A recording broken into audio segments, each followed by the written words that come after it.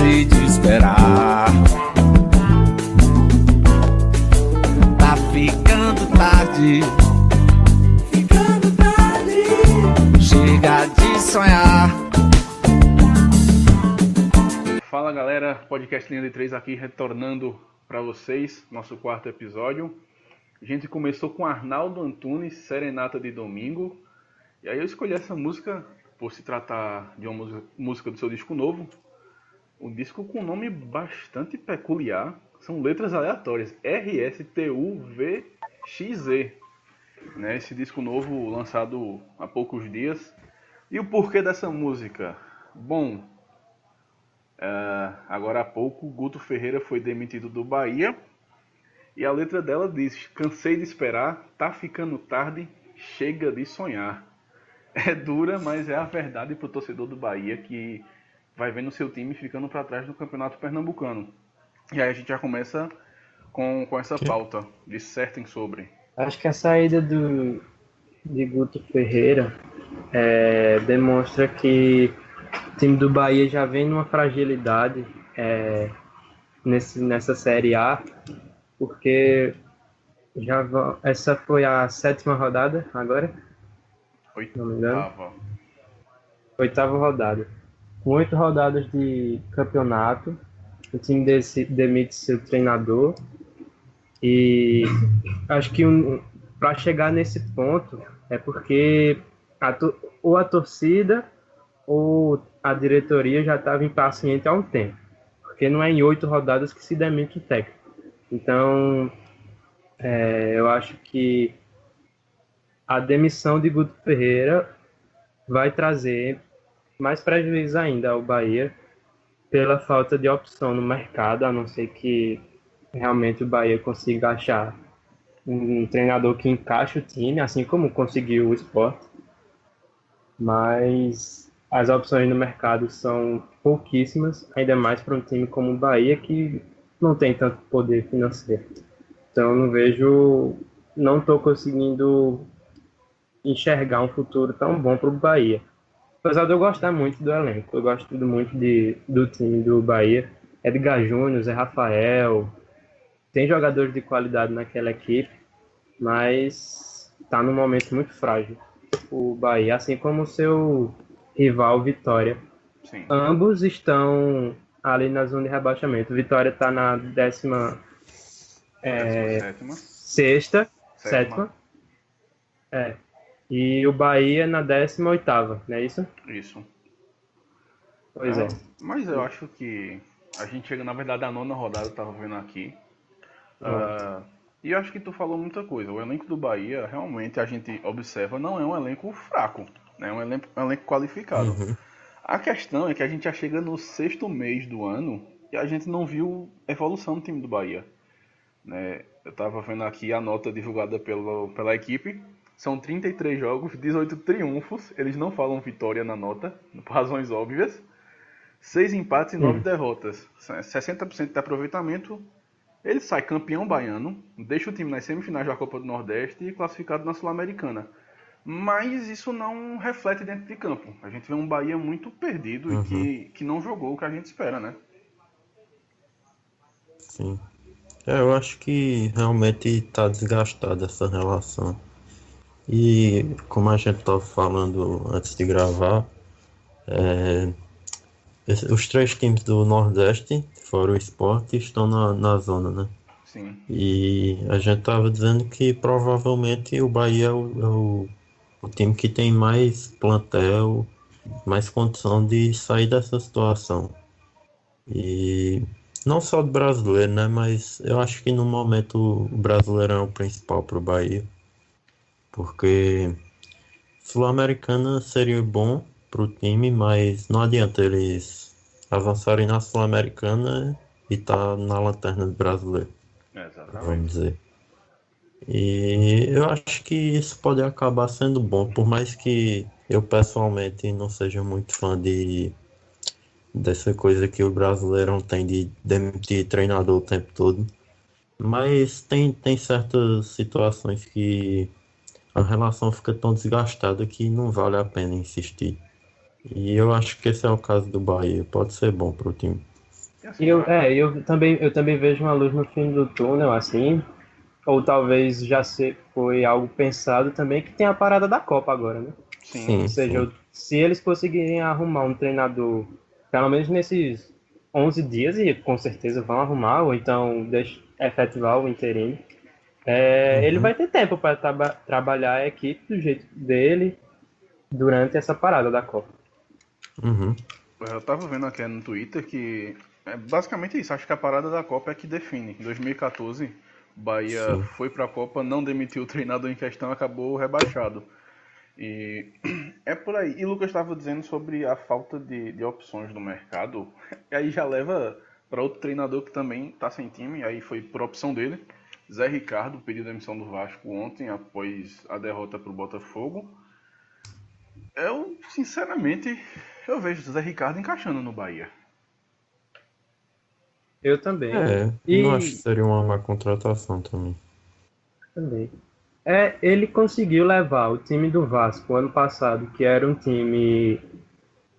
Não era. Vamos, se a gente fosse comparar o time do Vasco do ano passado, que Zé Ricardo pegou, com esse elenco do Bahia, eu não vejo tanta disparidade. Não vejo tanta diferença. Não Uhum, achava aquele elenco do Vasco tão bom, não. E ele conseguiu levar para a Libertadores, conseguiu manter um padrão na equipe. E vale ressaltar também que quando o Zé Ricardo surgiu no Flamengo, ele também pegou ali já no meio do caminho e conseguiu dar um bom futebol para aquele time do Flamengo. Então, pode ser que a de Zé Ricardo seja essa, né? Conseguir pegar um time no meio do caminho e ajeitar. Então, pode ser que ele consiga fazer isso no Bahia também. O que pesa contra o Zé Ricardo é que ele deixa o Vasco com a segunda pior defesa do Brasil no ano. Aham. 52 gols sofridos, só perde pro Vitória, que é um caso a ser estudado. Mas uhum, é por aí. Acho que pelas opções do mercado, o Zé Uhum. Ricardo é o mais qualificado e tem a cara do Bahia, né? Um cara que pode sim. chegar, dar um gás novo para esse time. Uhum. É, mas eu também não duvidaria de chegar aí um treinador, uma surpresa, né? Acontece muito, principalmente nos times emergentes da Série A. Sim. Já que a gente já entrou no assunto do Zé Ricardo, eu queria falar minha opinião sobre ele e a opinião sobre ele, sobre o Vasco. Que, sinceramente, na minha opinião, eu acho que ele é o último culpado dessa situação que o Vasco está agora. Porque a Uhum, gente vê desde o começo do ano um Vasco totalmente Desequilibrado. desequilibrado. Porque Zé Ricardo chegou no meio do ano passado, conseguiu levar o time para a Libertadores. Ninguém esperava isso. Conseguiu. Ok, foi muito bem. Aí ele simplesmente termina um ano classificado para a Libertadores. Ele simplesmente perde Nenê, Matheus Vital, Madison, Anderson Martins e ainda perdeu o Paulinho agora no começo do ano. Sim. O cara perde uhum, jogadores importantíssimos. Nenê tá destruindo no São Paulo. Matheus Vital tá sendo titular no Corinthians. Anderson Martins também titular no São Paulo. Paulinho, ninguém nega que estava jogando. Era o melhor jogador do Vasco no começo desse ano. Tanto que foi E aí vendido o para a treinador. Europa. Pois é, é um preço muito bom. E aí o técnico perde essa espinha dorsal. E também é influenciado com toda certeza por essa crise política dentro do Vasco. sem dúvida. E aí a torcida também se irrita. Então eu vejo o Zé Ricardo, se eu tivesse que analisar o trabalho dele, eu analisaria como um trabalho bom, surpreendente. Acho que surpreendente é a melhor. Surpreendente pela passagem do ano passado, de Uhum. ter levado pela Libertadores. E boa ou mediana nesse ano. Mas a gente tem que levar em consideração essas circunstâncias. Porque é realmente muito difícil fazer esse time do Vasco desse ano, é limitadíssimo. Eles trouxeram para a vaga desses jogadores que saíram Rafael Galhardo, Uhum. Giovanni Augusto, que só se machuca, mal jogou pelo Vasco. Então é um time que tem muita carência e não vejo o Zé Ricardo como um grande culpado. Não, eu também não. E corroborando com isso, ele saiu vice-campeão estadual esse ano. Assim, Pois é. perdeu pro Botafogo na final e caiu num grupo ingrato na Libertadores, que aí a gente sabia que Sim, não tinha pro com Vasco certeza. condições, né? Um Racing e aqui o Cruzeiro, mas terminou em terceiro, né? Vai pra Sul-Americana. E é isso que o Lucas disse, né? O Vasco realmente vive uma crise interna enorme. É, O que saiu é que ele pediu demissão, mas sinceramente eu não duvido que ele tenha sido demitido e disfarçaram isso na nota. Porque também. já aconteceu isso com o Eurico, treinador sendo demitido e oficialmente o clube falando que ele pediu demissão. Mas é isso. Arthur, alguma coisa a falar? Eu acho que é bem por aí. E essa questão da crise política, o Vasco fica numa situação que as vendas que eles fazem não dá para destinar o dinheiro muito para contratação, tem que ficar para fechar rombo e ainda tem essas questões de sabotagem, né, de briga política. Fica numa situação muito complicada e não sei se ele se demitiu ou se pediu demissão, mas se ele se demitiu também dá para entender a parte dele, porque, aliás, se ele foi demitido ou pediu demissão, né?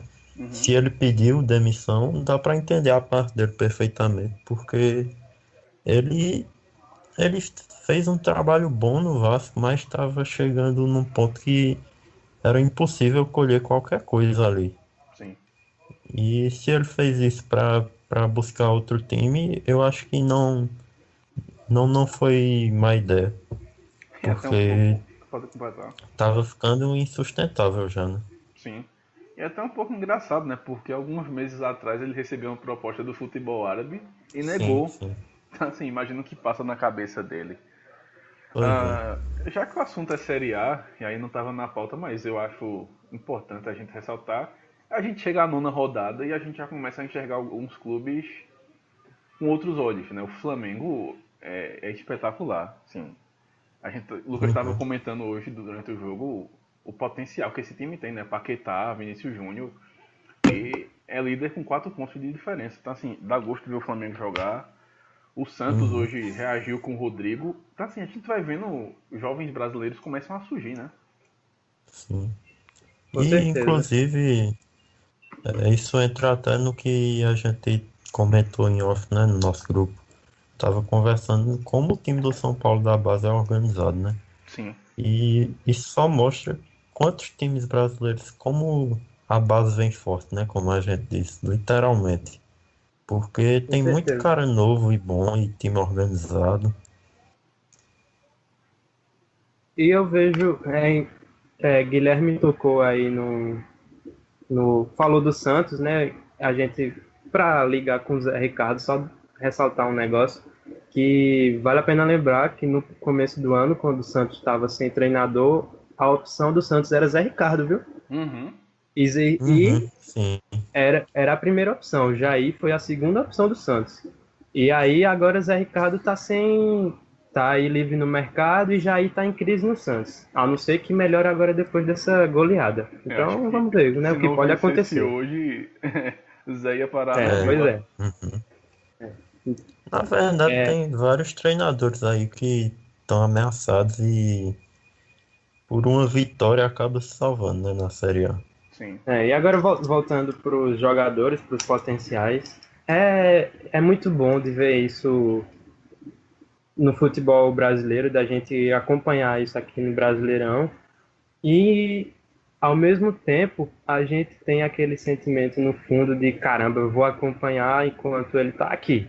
Porque daqui a Uhum. pouco a gente sabe que já voa. Vinícius já está vendido.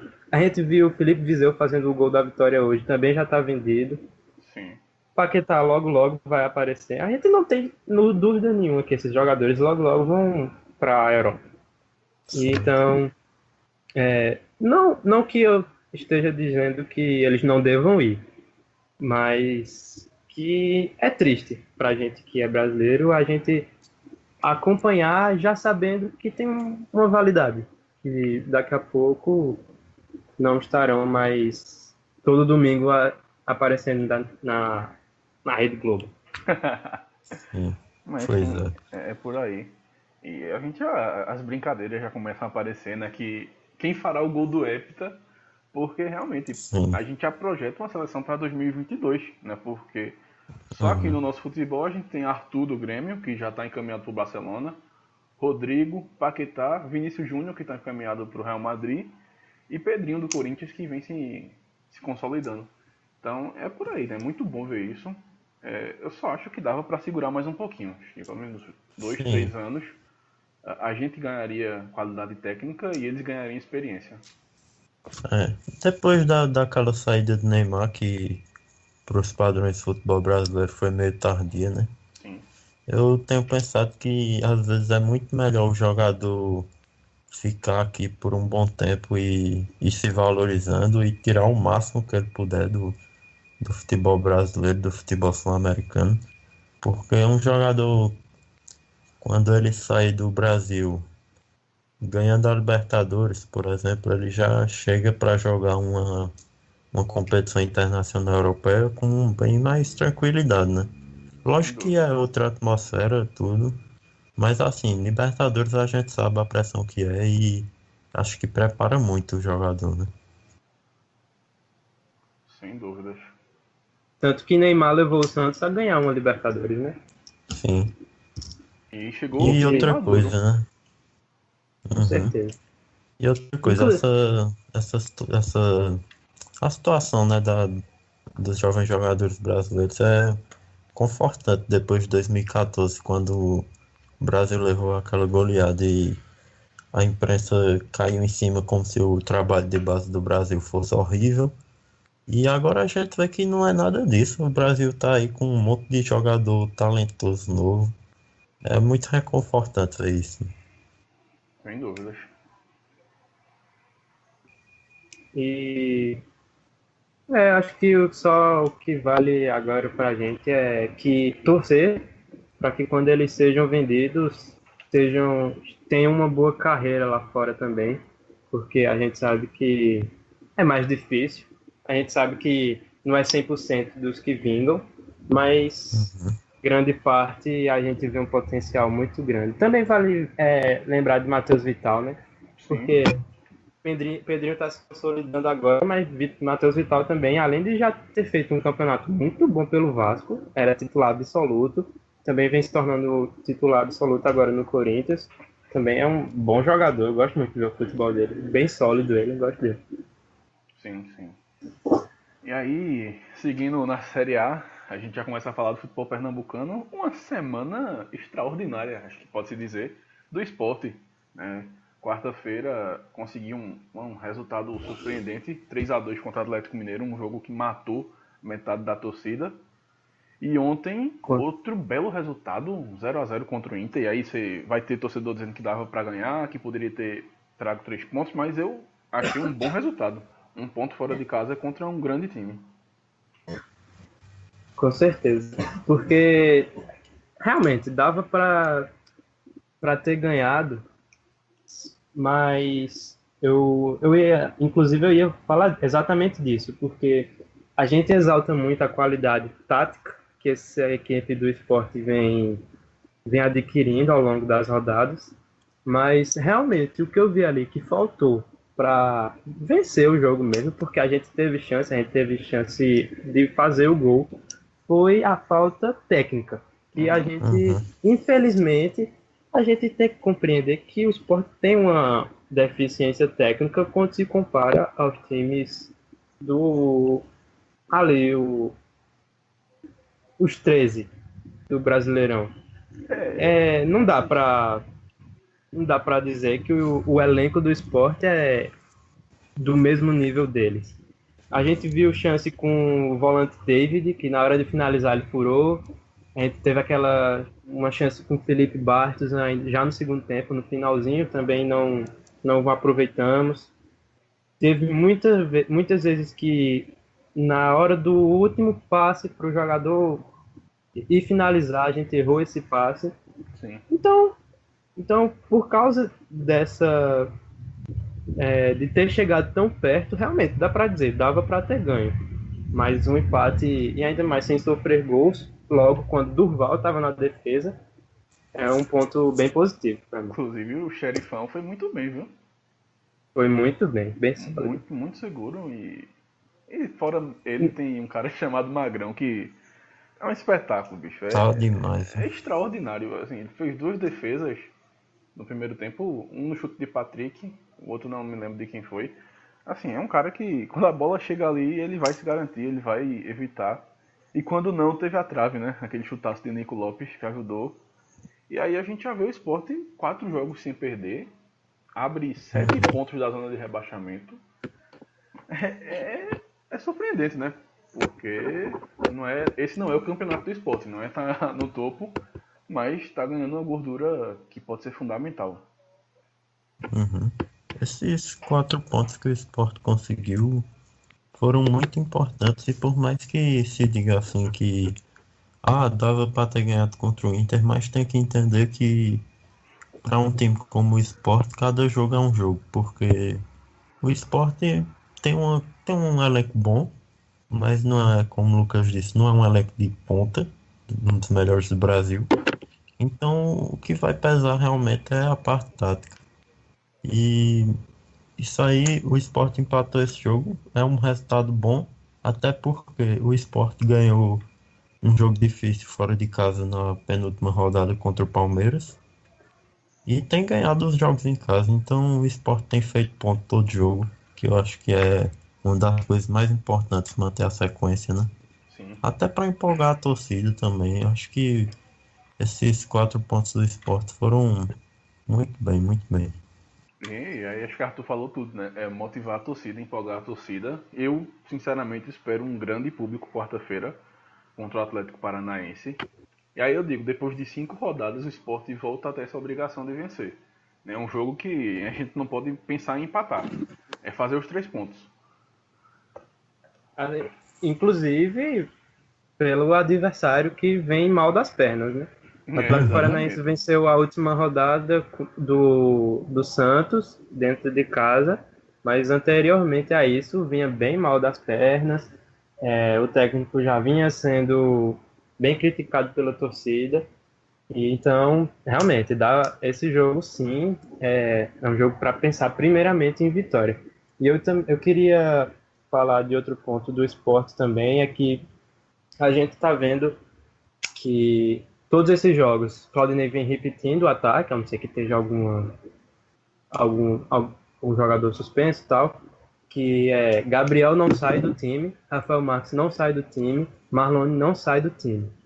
Esse ponta direita está sendo Rogério. E aí eu estava aqui pensando, Michel Bastos, ele realmente vai ser titular quando tiver em forma, se é que já não está, ou ele vai ter que buscar espaço para se tornar titular dessa equipe?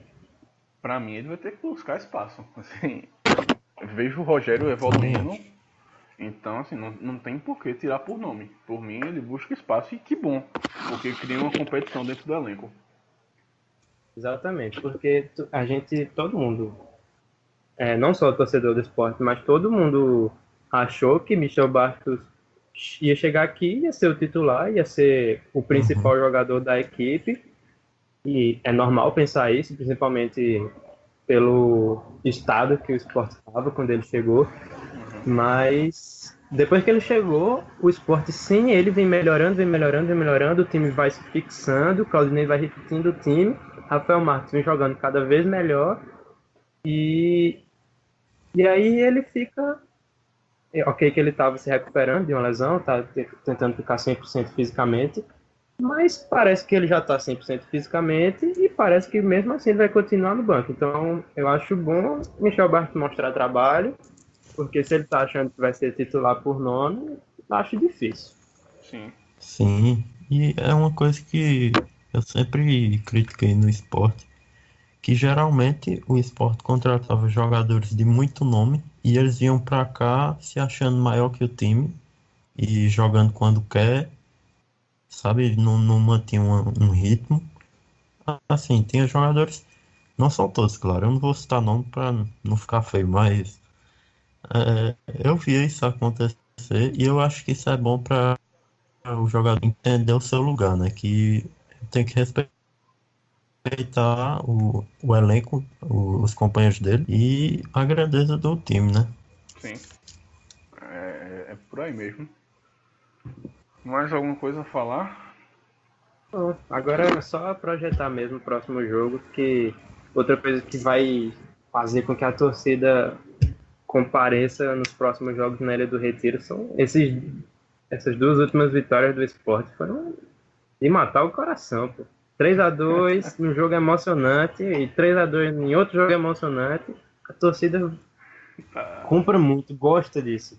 Apesar de sofrer, a torcida gosta disso. Então vai comparecer. Eu acho que o futuro do esporte eu vejo com bons olhos. Começa a clarear, né? Não é mais tão tenebroso como a gente imaginava.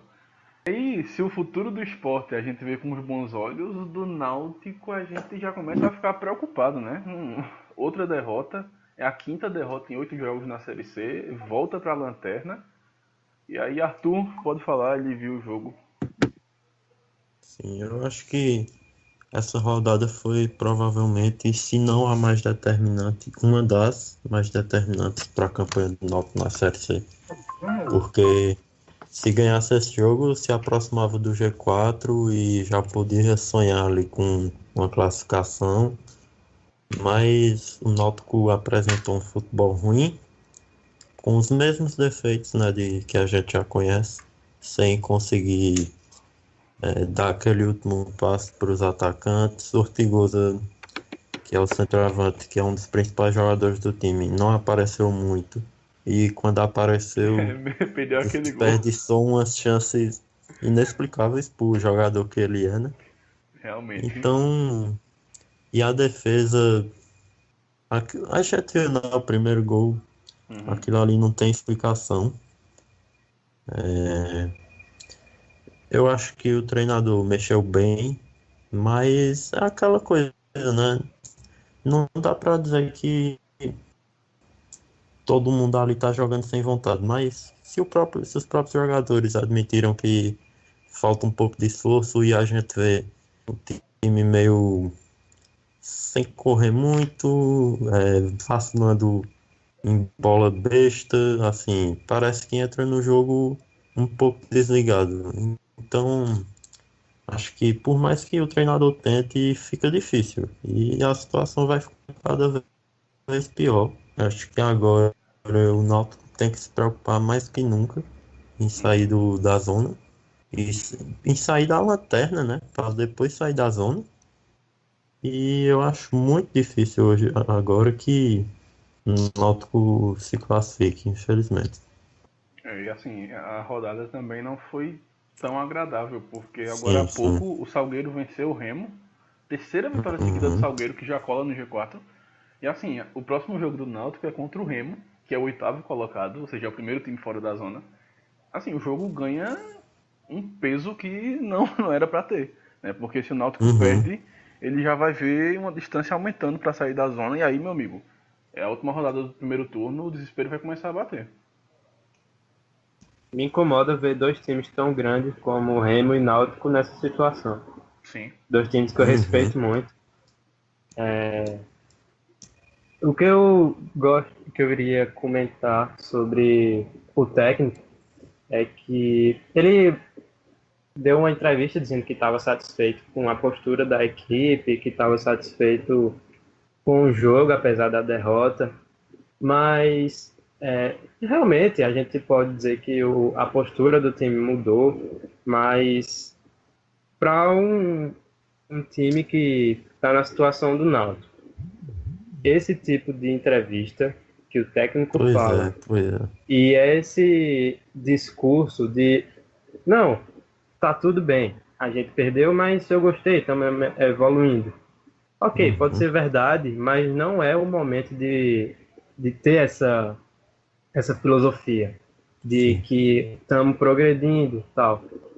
É difícil dizer isso, é chato, eu sei que ele pode estar certo, mas não é o momento. O momento é ou de falar, a gente não está bem, mas a gente tem que melhorar, a gente assume que não jogamos bem, mas e ver os erros.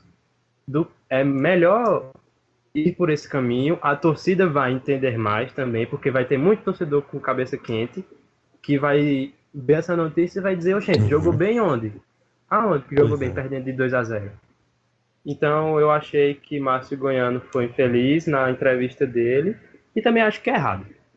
Na situação do Náutico, eu acho errado essa postura. Acho que o técnico tem que ter mais firmeza. Eu sei que futebol é dentro de campo, eu sei que futebol passa por isso, mas eu preferiria, se fosse com um time que eu torço, eu preferiria ver o meu técnico mais crítico nesse momento difícil do Náutico.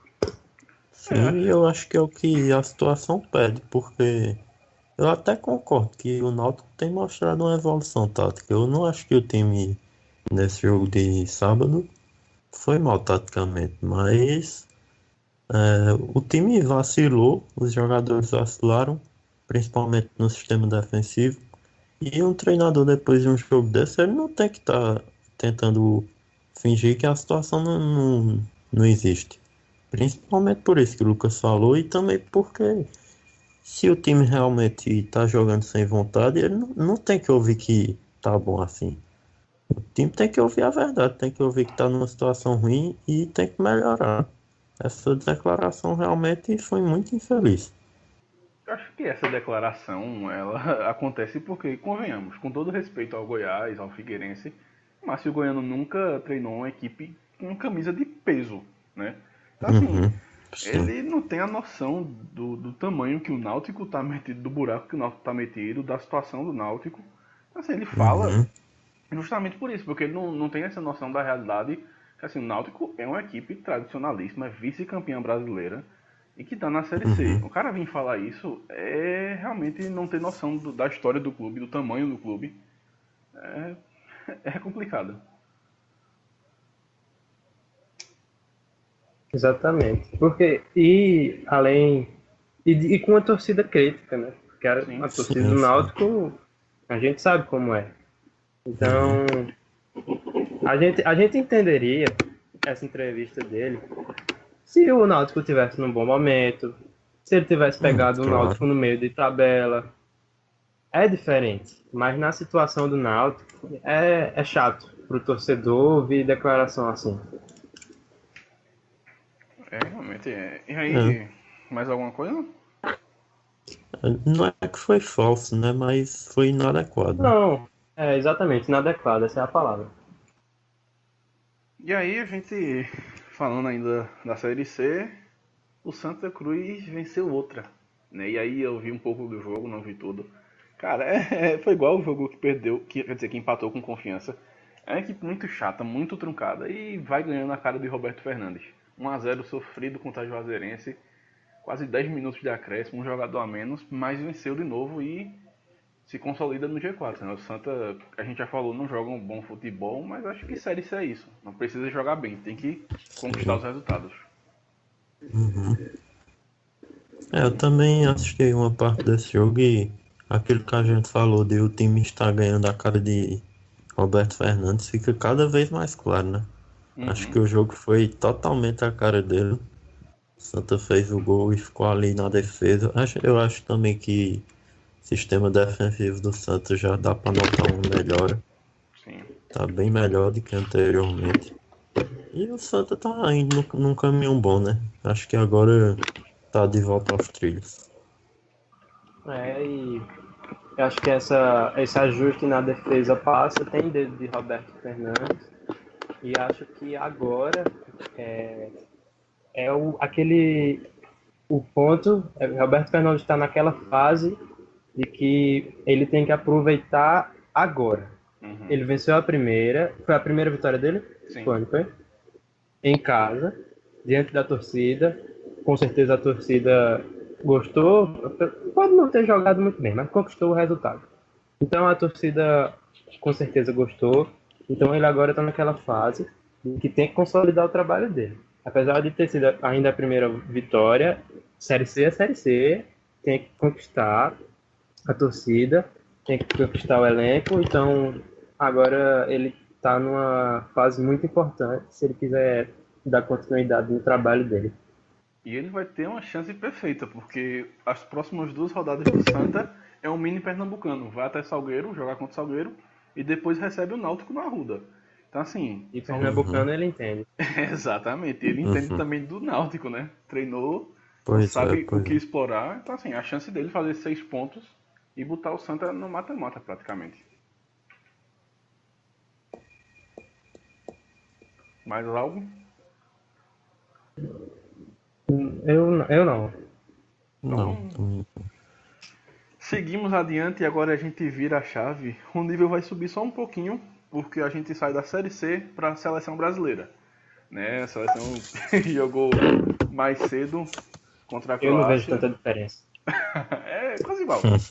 Bota o Brasil aqui, perde do Náutico, ganha do Globo, mas assim, um jogo deu um frio na espinha, né? Primeiro tempo a gente viu a Croácia surpreendendo, jogando pra cima, pressionando a saída de bola do Brasil, mas depois tem um tal de Neymar, né? Aí o cara é diferenciado. E eu já acho que já vai ser a terceira vez que eu falo isso aqui, mas vai chegando perto da Copa, 11 dias, vai passando o tempo, e eu como torcedor vou ficando cada vez mais preocupado e cada vez menos e tenho cada vez menos ter certeza que a gente vai levar esse título. Sim. Eu acho que não sei se é porque eu estou analisando demais as outras equipes e estou gostando de ver, ou se não acho que seja pelo futebol da seleção brasileira. Acho que aquele amistoso da Alemanha, que a gente precisa fazer o link. A gente precisa linkar aquele jogo com a Alemanha, que ninguém duvida que aquela seleção seja ruim, com esse jogo da Croácia de hoje. Veja bem, o time que entrou naquele jogo, a única diferença era Daniel Alves, a gente não tinha se machucado, hoje foi Danilo. Mas o meio-campo era Paulinho, Casemiro, Fernandinho. E o primeiro tempo, contra a Alemanha, foi muito bom. A gente, inclusive, o gol saiu ainda no primeiro tempo. Fernandinho, Casemiro e Paulinho se entenderam muito bem. Eu gostei muito daquele primeiro tempo. Aí hoje, o mesmo meio-campo contra a Croácia, a gente viu um primeiro tempo muito truncado. A gente não conseguia ver o Brasil tocando bola no meio-campo. Ou tocava bola na defesa, ou tocava bola quando chegava no ataque. Mas a gente não via aquele meio-campo fluir. Eu vi muito Fernandinho e Casemiro batendo cabeça. Não sei se eles se atrapalharam muito na função tática deles, mas talvez seja porque essa escalação com Paulinho, Fernandinho e Casemiro realmente seja para jogos com seleções como a Alemanha. Sim. Não que a Croácia seja uma seleção fraca, e não é de jeito nenhum, mas não é uma Alemanha também. Então... Mas ao mesmo tempo eu acho bom. O Brasil tem 2 estilos de jogar sólidos, que Tite vai poder variar, mas espero que ele tenha uma boa escolha quando for na Copa. Que ele escolha bem qual estilo vai escolher, dependendo da seleção. Sim, quem assistiu o jogo pela Globo basicamente escutou isso que o Lucas falou na boca de Júnior, né, do Maestro Júnior. Que assim, esse estilo de jogo com 3 volantes, um pouco mais fechado, só vai dar certo contra seleções que nos ataquem. Que foi o caso da Alemanha, uma seleção que vai pra cima, que não tem medo do Brasil, até porque, né, 7-1. Já a Croácia, a gente sabe da qualidade, é uma seleção forte, mas que quando vê a amarelinha, meu amigo, vai tremer, não adianta. Então assim, e a gente tá num grupo que a gente não imagina nenhuma das 3 seleções jogando pra cima do Brasil. Assim, essa formação que começou o jogo hoje é uma formação que pode ser útil no mata-mata, na final, mas na fase de grupos, sinceramente, eu não consigo enxergar. Sim, eu acho que foi bem preocupante até o primeiro tempo. E o Brasil, quando pressionado, assim, uma marcação-pressão com essa formação, eu acho que não saiu tão bem. A defesa não estava conseguindo sair jogando muito bem.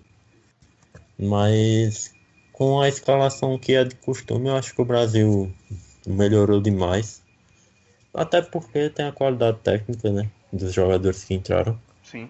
E acho que o Brasil realmente tem que jogar esse jogo, pelo menos no começo da Copa. E acho que amistoso é pra isso mesmo. O Brasil não fez um bom primeiro tempo, mas deu pra testar. E apesar de não ter saído muito bem no primeiro tempo com a marcação-pressão, o Brasil é um time que sai bem pro contra-ataque também. Então acho que, por mais que as seleções pensem que esse é o ponto fraco, não é bem assim. E Firmino também entrou muito bem. E eu acho que vai chegando perto da Copa e a torcida vai ficando naquela dúvida, né? Dúvida porra nenhuma. Tô batendo nessa tecla faz tempo. Firmino no lugar de Jesus. Não seria surpresa a essa altura, né? Ressaltando os pontos de Arthur, teve muitas vezes, inclusive, que Alisson ou sofreu muita pressão dos jogadores da Croácia, ele rifava a bola em cima dos jogadores já. Sim. Eu, quando saía jogando com aquele lançamento curto pro lateral, errou. Que a gente vê ele fazendo uma boa saída de jogo na Roma. Apesar de eu achar Ederson melhor do que ele nesse quesito. Ederson tem uma saída de bola sensacional. Mas eu acho que outro ponto que a gente deve frisar foi a entrada de Danilo, um ótimo jogo de Danilo. Muito seguro. E muito seguro, tanto defensivamente quanto para criar. Ele se posicionava muito bem quando o time subia para o ataque. E ele dá uma opção que Daniel Alves não dava, que é a linha de fundo. Aquela passada por trás do meia, chegando à linha de fundo, dando a opção de cruzamento. Daniel Alves raramente chegava à linha de fundo. Ele era mais aquele jogador que ficava perto do meio ali para trocar o passe, para dar um cruzamento ali ainda antes da área. Não estou dizendo... exatamente. Não estou dizendo que Danilo é melhor do que Daniel Alves por causa disso, não. São características diferentes, são opções de jogo diferentes. Danilo também tem mais físico do que Daniel. Então, é uma lateral diferente de Daniel Alves, mas que tem qualidade. Danilo é bom jogador. Sim, a partida de hoje acho que passou muita tranquilidade para quem estava em dúvida, né? Pro torcedor, principalmente. Sim. Aquele que estava em dúvida ainda, né? Que não acompanhava tanto Danilo. Acho que hoje acompanham bem ele. Porra foi essa, caralho? Que desnecessário. E aí, falar um pouquinho da mudança de segundo tempo, que ele coloca Neymar e aí o time sobe de nível. Recuou um pouquinho mais Coutinho e William, e isso apareceu no gol, né? No lance do gol. O William lança para Coutinho toca para Neymar, e aí ele faz a zaga da Croácia de otária, né? Porque o gol que ele faz... cabeça. Bater cabeça. Ele puxa e assim, ele não tava muito longe da bola, ele solta uma pancada que, meu amigo, Sim. é indefensável. Então assim, é fora do comum o Neymar. Mas eu fiquei muito, muito feliz em ver Coutinho e William voltando para buscar o jogo. Deu para ver isso no segundo tempo. E aí a seleção ganha mais mobilidade, ganha no drible e ganha opção tática, principalmente.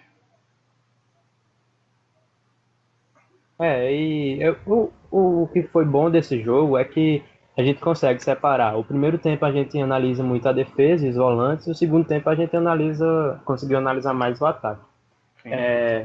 Primeiro, Gabriel Jesus. Eu gostei do primeiro tempo dele porque eu vi ele se movimentando muito bem e acho que acertou todos os passes que ele recebeu. Teve uma postura boa. No Manchester City ele é bem diferente disso. No Manchester City ele é bem preso, ele é um centroavante que fica bem fixo. Na seleção brasileira ele hoje, principalmente, ele se movimentou bem. Coisa que o Roberto Firmino também faz com maestria no Liverpool. O William sempre recebendo a bola para buscar a velocidade e a individualidade. Vi Coutinho ofuscado no primeiro tempo, mas no segundo tempo já teve outra cara. E é bom ver esse entrosamento desse trio. O William, Coutinho e Neymar, eles cada vez mais, cada vez que eles têm a oportunidade, eles vão lá e mostram que estão entrosados, que eles se entendem dentro de campo. E acho que a jogada de Neymar é bom para a gente separar os meninos dos homens. Porque a gente vê o tempo inteiro, em qualquer jogo que seja numa Série A, seja numa Copa do Mundo, seja na Champions League, jogadores tentando fazer essa jogada de Neymar. E raramente a gente vê ela se completar desse jeito, de cortar um, cortar dois, bater e ser gol. E vale ressaltar a situação de Neymar, né, no jogo, que ele tava voltando de lesão. E já chegou decidindo. E acho que ele chega maduro pra Copa, né? Sim, sim. A gente tava até com medo dele entrar, porque a Croácia tava batendo adoidadamente no primeiro tempo. E aí, em cima do que o Lucas falou, eu acho que a gente vai ver esse trio consolidado. E aí, não sei quem vai ser o titular do ataque, sendo Firmino ou Jesus. Vamos botar Jesus por enquanto, porque Tite gosta dele. A gente tem de opção para mudar um jogo apenas Douglas Costa e Firmino no banco. Então, assim, ofensivamente a seleção é muito, muito forte.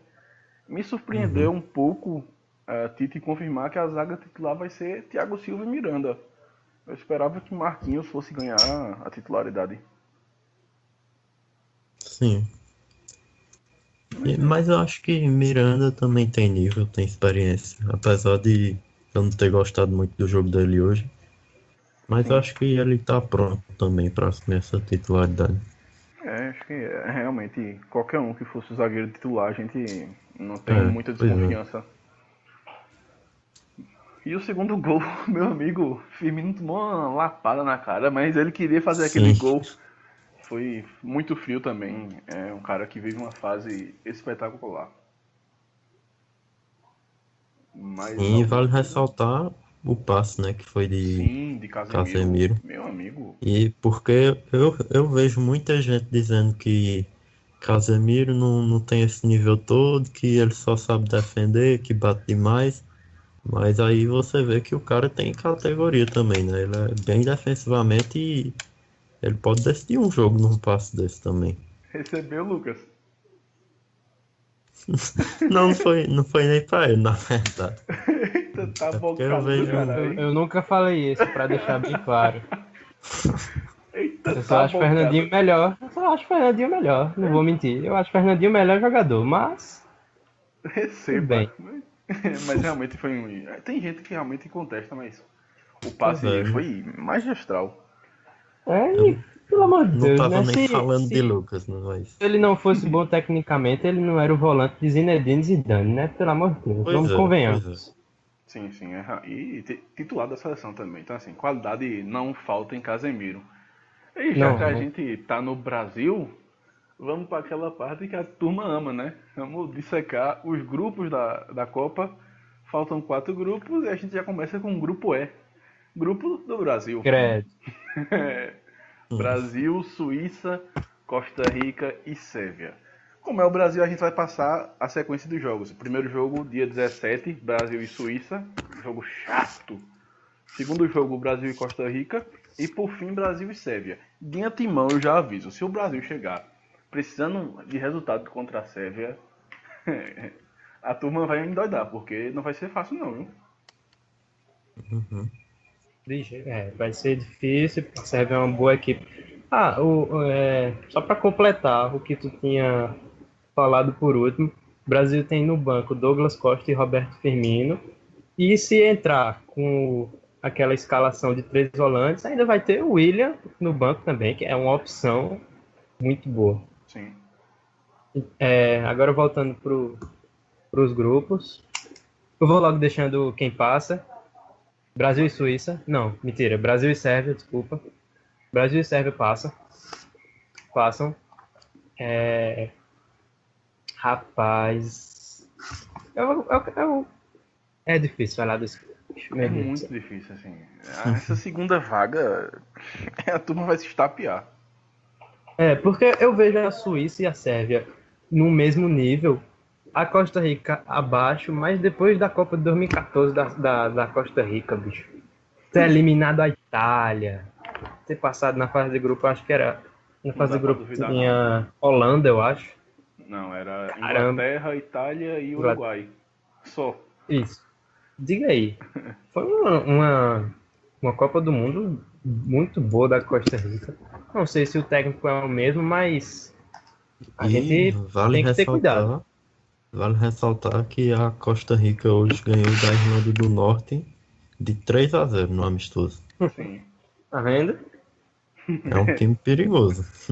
E a Suíça empatou com a Espanha em 1-1. Então, assim, esse grupo é um grupo encardido demais. Assim, pro jogo de estreia, eu deixo meu palpite 0-0. O Brasil não faz gol na Suíça.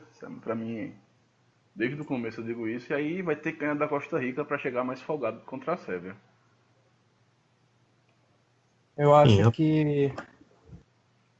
Eu acho mais fácil, sinceramente. Acho que o Brasil vence o primeiro jogo e vence o segundo. E vai depender se a Sérvia estiver precisando de resultado no último jogo, vai sofrer bastante. Aí eu acho que vai ser um empate. Tem isso. Então eu acho que vai ser 3-3-1. Vou na de Lucas também.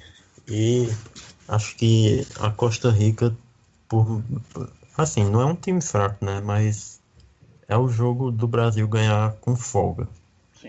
Para poder chegar no último jogo tranquilo, não ter pressão, a pressão ficar totalmente na Sérvia. Uhum. Eu vou Brasil e Sérvia. Acho que Brasil e Sérvia passam. Acho que é a seleção com mais qualidade. Em relação à Suíça, a gente tem Xhaka e Shaqiri, mas um Shaqiri que não convenceu nessa temporada. E a Sérvia tem mais qualidade, tem Matic, tem Jaic, tem uma galera, né? Mitrovic, só o Zic. Mas eu acho que é por aí. Eu vou de Brasil e Suíça só pra ser do contra. A Suíça é uma situação muito encardida, pô. Não, realmente. Aí vai passar, sabe quem é a Costa Rica, só porque a turma não foi nela. A turma não fechou.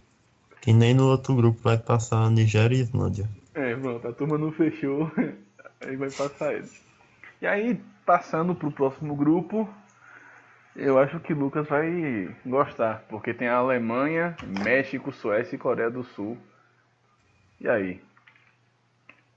A Alemanha vai passar com o Leroy Sané sendo artilheiro da Copa. Mas já mudou, jovem. Eu acho que... Deixa eu deixar logo meu palpite. Vai passar... Suécia e Coreia. Claramente vai passar México e Suécia. eu enxergo isso, assim, de maneira clara. Sem ufanismo, né? Sem patriotismo. Obviamente. Não, falando sério, vai passar México e Suécia. Ele fechou no México e Suécia mesmo. Holanda e Suécia, Holanda e Suécia. Oh, meu Deus, Holanda Alemanha e Suécia. A Holanda, a turma tá pra você ver, eu não quero agora. apostar na Alemanha de jeito nenhum. Vai passar a Holanda, mas a Alemanha não passa. Pois é. A segunda vaga aí desse grupo tá bem disputada também, eu acho. Também, a turma vai sair no tapa. Vai. México e Suécia vão brigar de forma, acho que bem equilibrada, sinceramente. Uhum. Eu tô apostando na Suécia, mas é bem equilibrado com o México. Não vejo nenhuma das duas seleções tendo uma grande superioridade em relação à outra. Eu vou disseminar o caos, porque eu acho que a Alemanha vai passar sofrendo. Não vejo a Alemanha chegando tão forte como a gente esperava, tanto que também 5 jogos sem vencer, perdeu da Áustria depois de 32 anos. De virada. Assim, de virada. Eu já começo a menosprezar porque eu sou desses. Caguei pro 7-1. Mas... Tem Leroy Sané, não esqueça não. Meu amigo, eu caguei pra Sané ele vai também. ser artilheiro da Copa. Vai se machucar no primeiro jogo. Ei, pera aí. E o resto da temporada? Tem a temporada aí pra jogar, pô. Não que eu ligue, né? Assim, não ligo pro time que ele joga, sabe? Não, assim, justamente por isso. tô falando assim. Pode se machucar. Por Não, eles. pô. Ele se machuca, mas depois da Copa ele volta. E se machuca Então de novo. tudo bem. Não que eu ligue pro time que ele joga assim. Não ligo, não, mas por ele, né? Por ele. Por ele. Claro. Mas apesar disso, acho que a Alemanha passa em primeiro, sofrendo, né? Só pra não pegar a Alemanha nas oitavas, porque eu não quero. E o segundo, bicho, a gente tá menosprezando a Coreia do Sul. Não é por nada não, mas... Também acho.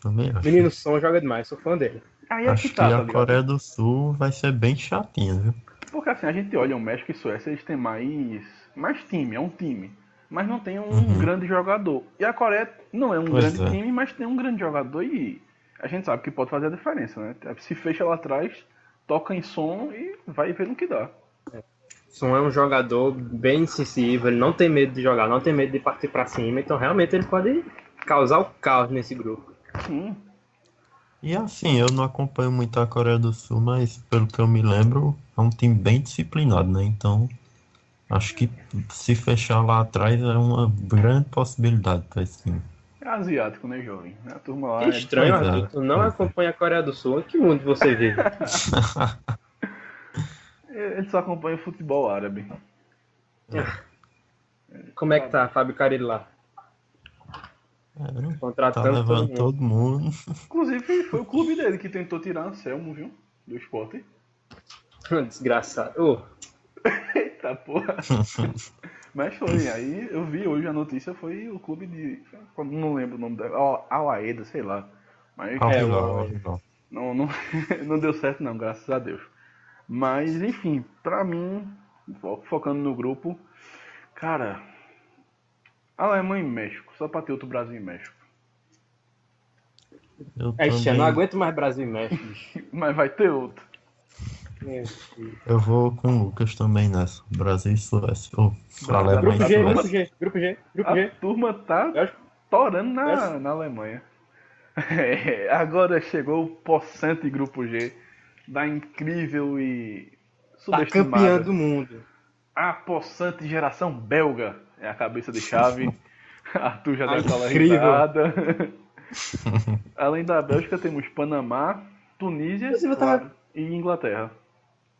Eu tô pensando aqui, a gente vai assistir Bélgica e Inglaterra, vai ser mesmo que reunir a seleção da Premier League. Sim. Realmente. Porque vê, Lukaku, Hazard, De Bruyne, aí Kompany, Courtois, Vertonghen, aí vamos pro outro lado, Kane, Sterling. Que é isso, jovem? Esqueceu de falar ainda, hein?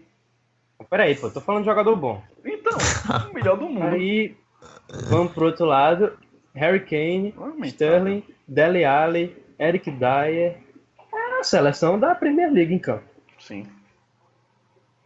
Vai ser, inclusive, assim, não dá para apostar na Bélgica como a gente consegue apostar no Brasil, na Alemanha, na França. Não tem o peso da camisa, que eu, apesar de eu ser um cara bem contra essa história de peso da camisa, tem momentos que a gente tem que concordar que isso existe mesmo. E numa Copa do Mundo pode realmente pesar. E também pelo time. A gente vê jogadores de nível, com capacidade de ser melhores do mundo, como Hazard e De Bruyne. Uma defesa boa, laterais bons, meio campo bom, um ataque bom. Setores tem bons jogadores, mas infelizmente a gente não consegue ter total certeza nessa seleção, porque nunca apresentou nada que a gente conseguisse cravar e dizer, olha, agora sim ela vai dar trabalho. Não, nunca conseguiu. Mas, ao mesmo tempo, eu ressalto, a gente não pode subestimar, menosprezar uma seleção que tem Kevin De Bruyne e Eden Hazard juntos. São jogadores com capacidade de ser melhores do mundo. Então, vamos ter cuidado. Por isso que eu digo que Panamá e Tunísia passam. Pô. Eu quero que a Bélgica não passe, porque eu ainda não aceitei que na Angola tá fora da Copa. Ei, tem isso, viu? Caramba, é verdade, velho. Eu vou torcer verdade. Contra essa porra agora. Eu vou torcer a favor, porque, não sei, eu vou com a cara de um tal... Não, eu vou com a cara de um tal de Vincent Kompany, assim, pelo futebol dele, né? Pensei que era Fellaini, pô. Fellaini, pô, respeita. Peraí. Vincent Kompany, eu gosto muito do futebol dele. Não sei onde é que ele joga, mas eu acho ele muito bom. Estranho, né? De Bruyne também, bom jogador. Não sei onde joga, mas muito bom jogador. Sané, Kompany, De Bruyne. Estranho. Mas assim, é um grupo. Só não gosto de Fellaini. Porra, tu não gosta do principal jogador, bicho. Da Premier League também. Também não sei onde é que ele joga, mas eu não gosto. Aí ele joga no maior da Inglaterra, só pra... Vamos passar pro próximo grupo? Não? Falta o palpite, né? Não. A gente tem que falar da Inglaterra, pô. Vocês vão ignorar o Panamá também. mesmo? Vou. Não, o Panamá é gigante, né? Porra, tu é gigantesco. Tem aquele cara lá, pô. Que classificação? Mas assim, classificação Inglaterra em primeiro e Bélgica em segundo. Eita! Eu também vou ser pragmático. Bélgica e Inglaterra passam. Não tem muito o que esperar, né? Brincadeiras à parte. Eu quero que a Tunísia termine em último, porque a Turquia ficou de fora. E eu não queria que a Turquia tivesse ficado de fora. Mas o que tem a ver a Tunísia com a Turquia, jovem? Verdade, a Turquia é Europa, né? Tá bocada da porra, ele deu de graça agora. Foi, bicho, Dei de graça, bicho. Eu quero que a Tunísia fique em último, porque eu quero que o Panamá tenha a primeira vitória na Copa do Mundo. Vai ganhar. Tô fechado com o Panamá. Gol de Roman Torres. Assim, eu acho que o Panamá vai dar mais trabalho do que a Tunísia para os outros times. Também acho. Mas, mesmo assim, eu não consigo apostar neles, não. Bélgica e Inglaterra passam. Porque assim, é aquele futebol da América Central. Vai faltar qualidade, mas vai sobrar pancada. Pois é. Os caras vão abrir a caixa de ferramenta. A Honduras em 2014 bateu muito. Então assim, não que eu queira que De Bruyne se machuque, mas assim, fica o alerta, né? Peraí, pô. Coitado do cara, pô. Coitado do cara, pô. Tem Kompany também pode ir junto, assim, man. Né? Só conspirando aqui. Mas agora assim, o atacante é Lukaku, né? Assim, os defensores vão mais em cima dele, eu acho. Meu amigo, o defensor que foi em cima do Lukaku vai quebrar a perna. O homem é uma máquina. Não tem medo não, isso aí, relaxa. Agora, a Inglaterra, eu vejo como um caso da Bélgica, porque tem bons jogadores em ótima fase, como Sterling e Dele Alli e Harry Kane. 3 jogadores que estão numa fase de altíssimo nível. Lingard mas também, viu? Lingard também, on fire. Que pareça. Mas a gente não consegue apostar na seleção da Inglaterra, acho. Mas por ter essa seleção muito boa, só porque tem esses jogadores tão bons, eu acho que a Inglaterra vai jogar como nunca e perder como sempre. Pronto. Porém, no caso da Bélgica ainda dá pra dizer que a camisa pesa, né? Na da Inglaterra não tem explicação, porque a camisa da Inglaterra tem peso, viu? Tem. Sinceramente. Eu não sei, eu acho que a Inglaterra pode fazer uma boa Copa até. Eu vou dar uma tabocada de graça, porque eu digo que a Inglaterra é o Botafogo. Sempre promete, ganhou um título lá atrás, mas é só decepção. É bom. Vou bater de graça no Botafogo. E tem muitos jogadores jovens, né? A zaga Stones, Dele Alli, Harry Kane, Sterling, Lingard, Rashford. Jogadores bem jovens. E se não der certo nessa Copa, próxima Copa tá aí, pode se reforçar, pode estar melhor. Pra mim é basicamente isso, assim, eu vejo a Inglaterra chegando, dá pra chegar até nas quartas de final, mas aí eles vão perder pro Brasil, replay de 2002, se Deus quiser.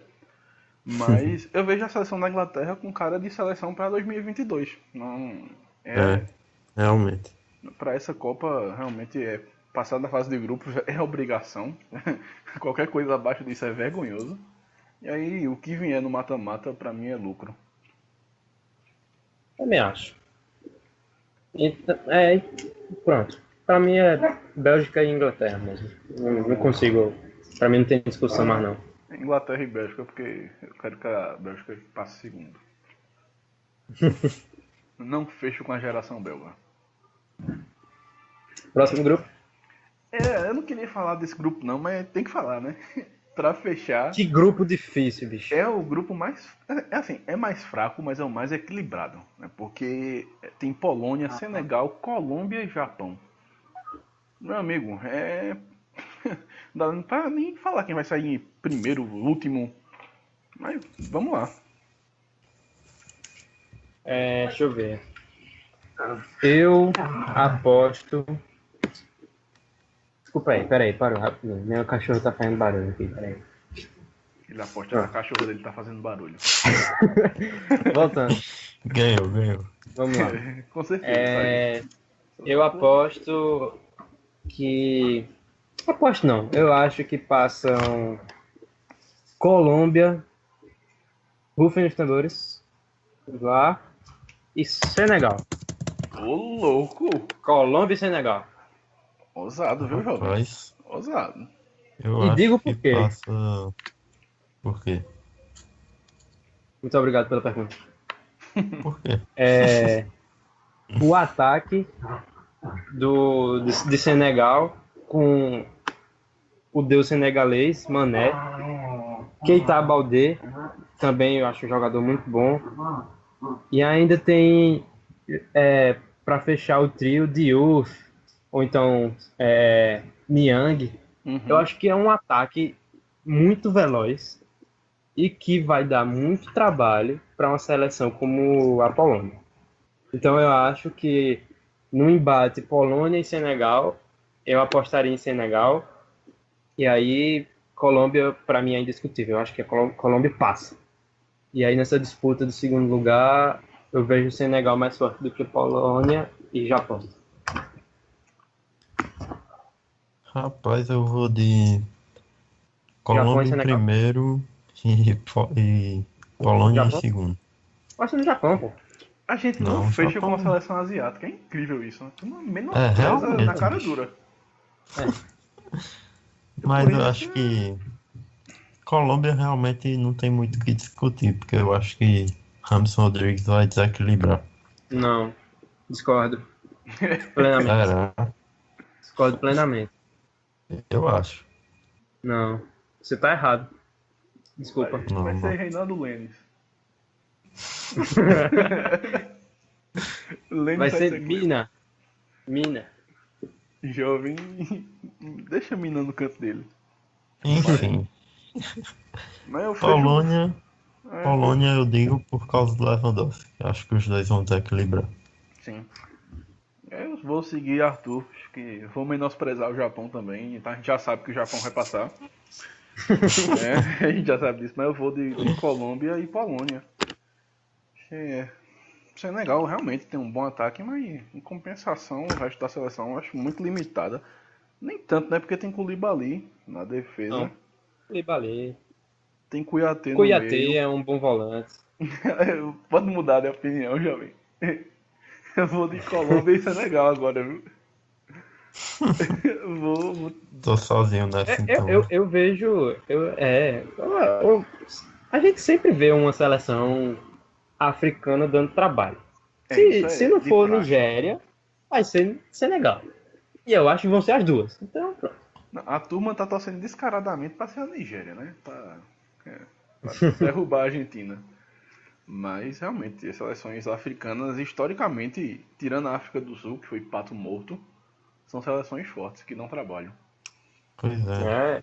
Geralmente, Um jogo físico muito forte. quase toda Copa tem uma surpresa, né, da África. Tem Gueye também do Everton, é bom volante também. Uhum. Agora, assim, o Japão também não pode dar com um pato morto, porque isso. Uhum. tem uma turmazinha qualificada, tem Honda Eterno, tem Kagawa, Yamaguchi, Yoshida, Okazaki. Então, assim, também não dá pra esperar que o Japão vai ser o lanterna do grupo ou coisa do tipo. Vai perder todas, Até porque a gente sabe, né? O Japão é aquela seleção que sabe o que vai fazer em campo. É asiático, né? Nenhuma piada, mas tem muita experiência, muita experiência em Copa. asiática que dá trabalho. Toda vez o Japão é muito chato. Mas é isso, né? A turma cagou pro Japão. Eu mantenho. Eu também. O Japão, assim, desde que eu acompanho a Copa, o Japão sempre tem sido um adversário à altura dos times que ele enfrenta, por mais difícil que seja. É um time muito aplicado. Exatamente. É a definição perfeita do Japão em qualquer Copa. É uma seleção aplicada. Vai fazer o que o técnico manda. E vai ser bom também ver Lewandowski jogando uma Copa do Mundo. Eu senti falta dele na de 2014, porque ele já estava jogando em altíssimo nível e não foi. Só vai ser uma pena que não vai ter Rogério Voga narrando. Lewandowski! É uma pena mesmo, realmente. A narração dele para Lewandowski é clássica. Mas a Polônia também vem forte, velho. É porque eu tô muito na dúvida entre Senegal e Polônia. É muito equilibrado esse time, esse grupo. É porque a Polônia tem 2 bons goleiros, é um pouco inútil, mas tem. Mas tem um time muito equilibrado, pô. Tem Piszczek, tem Glick. Vai ter Lewandowski, vai ter Krychowiak, vai ter Błaszczykowski. Então, assim, é uma seleção muito... Bem lembrado. E aí tem Zielinski, Milik. Véi, esse grupo é muito imprevisível. Demais. Vai ser, inclusive, o que é bom pra gente assistir, né? Todos os jogos vão ser bem disputados. E assim, a Polônia tem um time bom e tem um jogador que desequilibra. Só que o Senegal também tem um jogador que desequilibra. O Mané vem numa fase também. Colômbia também tem. Não, Colômbia também, mas eu não digo Colômbia porque é mais óbvio, né? Sim. Sim. Só o Japão realmente, coitado, não tem um Tem, jogador, não. Tem bons jogadores, como Kagawa e Honda, mas não que desequilibrem. É porque Honda realmente ficou muito naquela de promessa, né? Nunca se consolidou. É mais ou menos assim, o Japão, os melhores jogadores são do mesmo nível dos jogadores bons dos outros times. Sim. Mas não tem aquele muito acima, né? Realmente, o que pesa pro Japão nesse grupo é a falta de um grande cara. Era pra ser Honda, né? Mas até hoje a gente espera dele o que ele nunca vai entregar. É quase o ganso japonês. Sabe, né? Na Copa ele não surpreende. Se surpreender, aí a gente zicou muito forte o Japão. Mas... Colômbia tem 2, né? Porque tem James Rodrigues, mas a gente não pode... Garcia, Falcão Garcia. Tem muito jogador bom na Colômbia também. E eles não quiseram apelar, não levaram um Lênis. Mas... pois é, humildes. E a gente tá esquecendo de outro cara também na Colômbia, que é Quadrado. Sim. É bom jogador também. Então assim, juntar esses 3 dá um caldo. É bom. É bom, pô. É uma boa seleção, Baca. Então realmente é por aí mesmo. Mais alguma coisa a falar? Não. Isso mesmo. Senegal e Colômbia mesmo. É isso aí, a gente derrubou a geração belga, vai cair nas oitavas. E chora Lucas. Brasil e Bélgica na final, cara. Meu amigo. Brasil e Bélgica na final. Meu amigo. Aceite. Não vai não. Brasil e França. Já disse. Brasil e Bélgica na final. Escute, Brasil e Bélgica na final.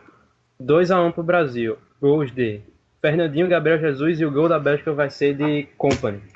Kompany vai estar machucado se chegar na final. Ô bicho, pera aí, pô. Tô jogando praga.